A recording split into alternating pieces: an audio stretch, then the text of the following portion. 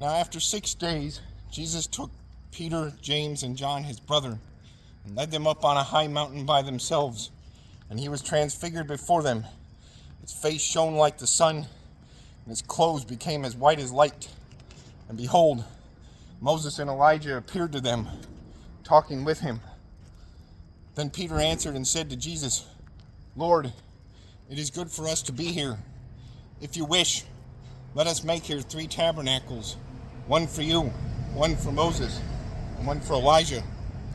While he was still speaking, behold, a bright cloud overshadowed them, and suddenly a voice came out of the cloud saying, "This is my beloved Son, in whom I am well pleased. Hear him." And when the disciples heard it, they fell on their faces and were greatly afraid. But Jesus came and touched them and said, "Arise, do not be afraid." When they had lifted up their eyes, they saw no one but Jesus only. Now as they came down from the mountain, Jesus commanded them, saying, Tell the vision to no one until the Son of Man is risen from the dead." And his disciples asked him, saying, "Why then do the scribes say that Elijah must come first?"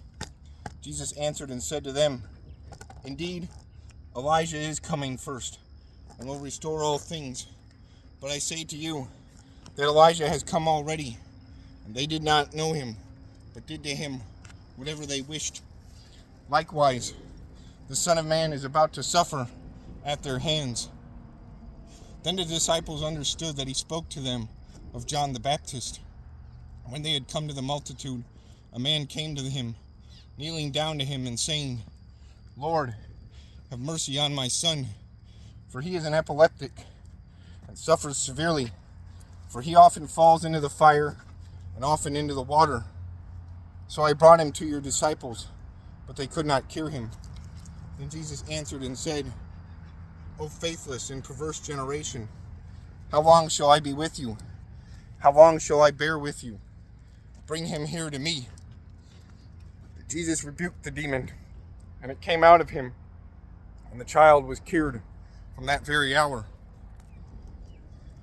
Then the disciples came to Jesus privately and said, "Why could we not cast it out?" So Jesus said to them, "Because of your unbelief. For assuredly I say to you, if you have faith as a mustard seed, you will say to this mountain, 'Move from here to there,' and it will move, and nothing will be impossible for you. However, this kind does not go out except by prayer and fasting." Now while they were staying in Galilee, Jesus said to them, "The Son of Man is about to be betrayed into the hands of men, and they will kill him, and the 3rd day he will be raised up." And they were exceedingly sorrowful.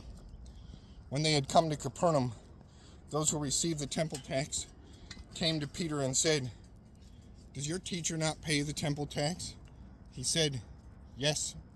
And when he had come into the house, Jesus anticipated him, saying, "What do you think, Simon? From whom do the kings of the earth take customs or taxes? From their sons or from strangers?" Peter said to him, "From strangers." Jesus said to him, "Then the sons are free. Nevertheless, lest we offend them, go to the sea, cast in a hook, and take the fish that comes up first. And when you have opened its mouth, you will find a piece of money. Take that and give it to them for me and you."